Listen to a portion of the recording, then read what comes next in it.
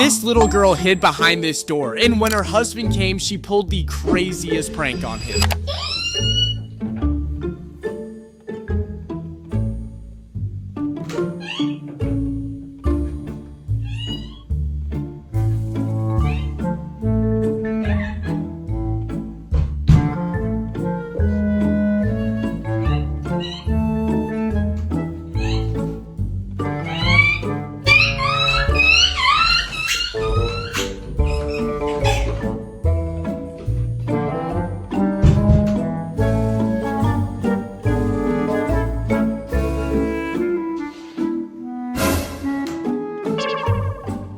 Don't click the sound.